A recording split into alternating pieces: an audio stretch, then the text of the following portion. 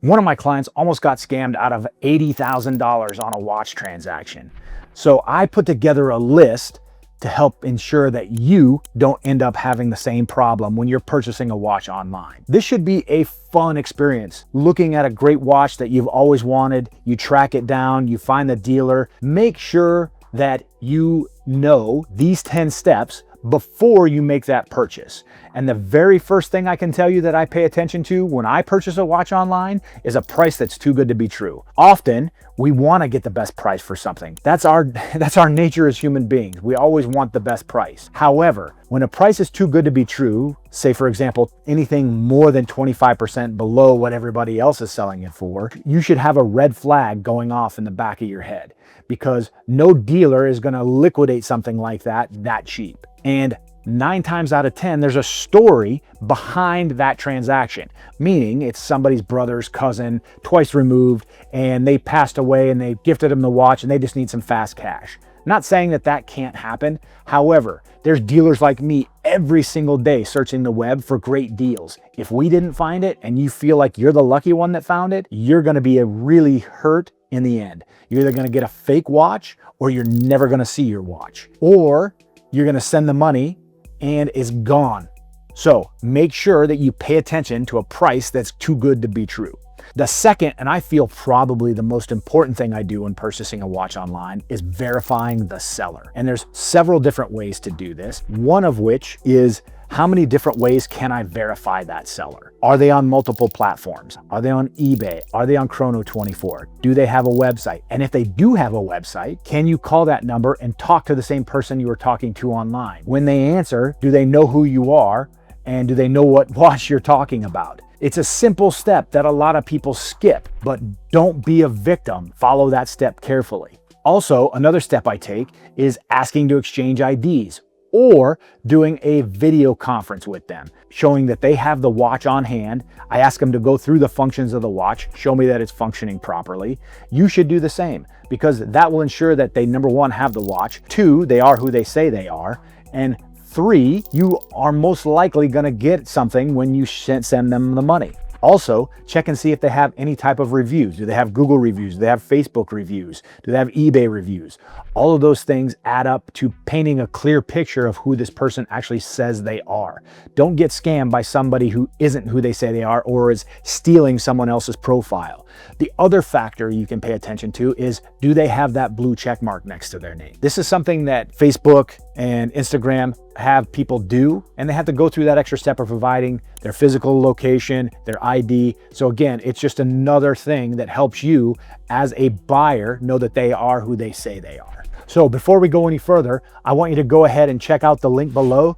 Click and you can actually subscribe to the newsletter, and you'll be able to get these 10 steps broken down and emailed to you. The third thing I do is I make sure I always have a really thorough authentication process. I ask, how do you know the watch is authentic? That's the number one thing.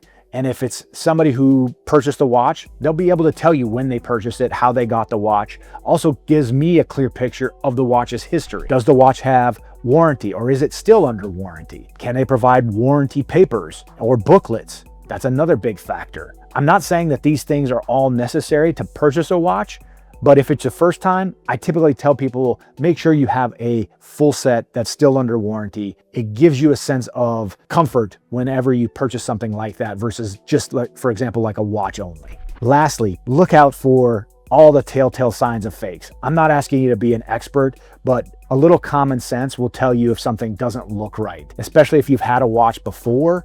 It should look and feel a certain way when you get a good quality watch. There shouldn't be screws that don't match. There shouldn't be bands that don't line up properly. The clasps should all be functioning. All the welds should look right. Those are some of the crappy fakes. The better clones, it's a little bit trickier, and sometimes even as dealers, we have trouble spotting them. Number 4 is overlooking size specifications. If this is your first time purchasing a watch online, I would say make sure you go into a boutique where you can try on watches and figure out the size, meaning the width of the watch. How many millimeters is the face of the watch, and how does that look on your wrist?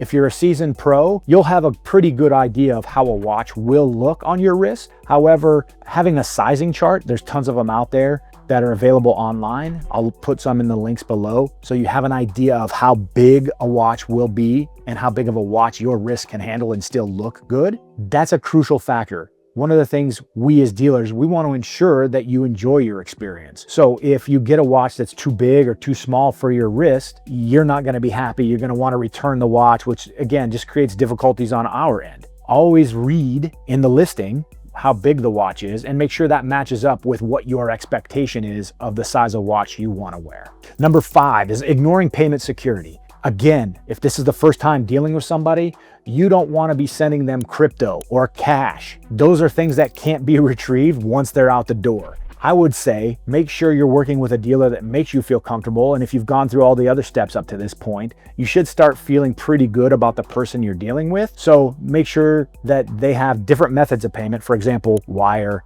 Zelle, credit card. Those are all options for most reputable dealers. Make sure that if it's your first transaction, you're not sending someone crypto because you're never going to get it back and you're never going to see your watch. So be careful. Number 6 is paying attention to the fine print. There are several things that we put in a listing as a dealer. For example, how complete the watch is. Does it come with box, papers? Is it still under warranty?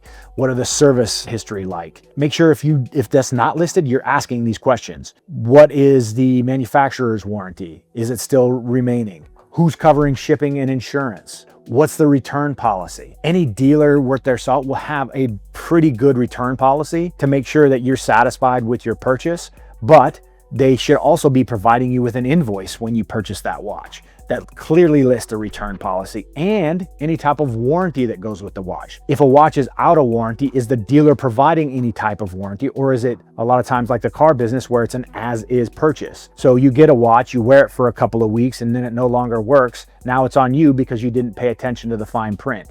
Or is it covered under the dealer because they have faith in the product that they're selling? If you're not looking at the fine print, you could be left very, very disappointed. Number 7 is failing to document the entire purchase process. What types of questions did you ask? Are there text messages between the two of you? Did you pay attention to the prior step and asking all the detailed questions? What's the warranty look like? What's the return policy look like? These things should be listed, like I said before, on an invoice from the dealer. Also, if you ask questions like, is the watch in great condition, good condition? Does it have any scratches, dings, or nicks? And they respond with, yeah, it's in excellent condition. You get the watch and it's beat up and has big scratches in it. That's something that if you ask the question, 100% any moderator in any group is going to make them return that watch and return your money. So if you don't document, you can be left holding the bag because you didn't ask the right questions and you didn't document the entire purchase process.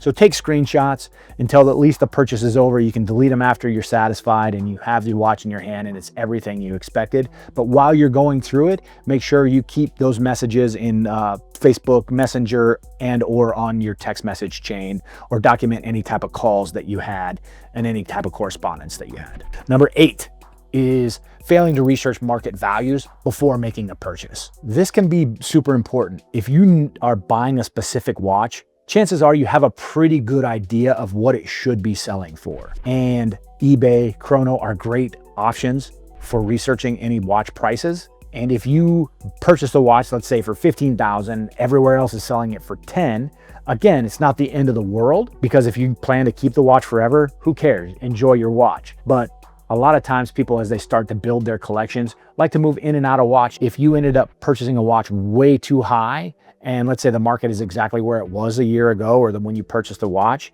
you're upside down 50%, that's on you because you failed to do any type of market research. So just take a few seconds, search the web, know what you should be paying, or ask the question when you're purchasing it, what do these typically go for? And if they have a straight answer, chances are that's usually where they go. You can also research recent sales. Also pay attention to market trends. Is the market going up? Is it going down? Is it a type of watch that goes up or down depending on the market? Or is it a watch, for example, brands like Hublot and Panerai, etc., that once you take it out of the boutique, it loses 50% of its value right there. And there's usually not a whole lot more depreciation after that fact. So just know what type of watch you're buying and what the market looks like. Number 9 is failing to understand the service history of the watch. If you get a watch and it's never been serviced and it's 15 years old, I'm not saying that that watch is going to be running perfectly. It may, but chances are it's probably going to need a service. Most manufacturers have on their websites how frequently a watch should be serviced. So make sure you understand that. And let's say the watch is 10 years old and it's never been serviced, or the seller doesn't know the service history, maybe factor that into your purchase price that you're going to want to get it serviced. So for example, if the watch is $10,000 and you know a service is $500, maybe you buy the watch for $9,500 because you know that the watch needs a service. Ask.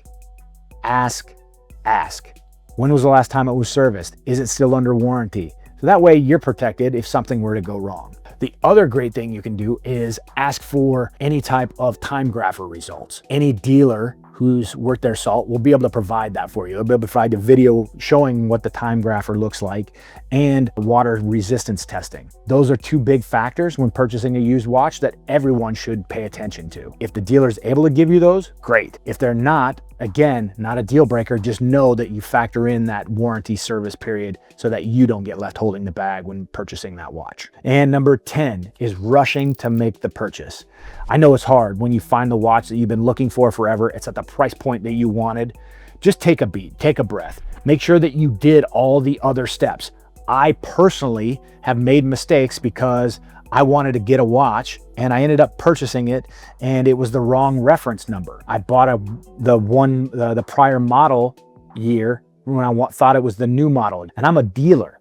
So that should tell you, if you just take a beat, take a second, make sure that it's everything you thought it was, you read all the fine print, you know the dealer, you respect the dealer, you verified, you've taken all other 9 steps. Once you've got to this point, you will have a great buying experience. You'll get exactly what you want. But if you didn't and you skipped all those steps and you rushed into things, you're going to be upset 9 times out of 10 because you're going to miss something. That's the list of 10 things that will keep you safe when purchasing a watch online. If there's something I missed, maybe comment below that you do to keep yourself safe. As for now, Bob and I thank you for checking out the channel, and we look forward to seeing you on future videos.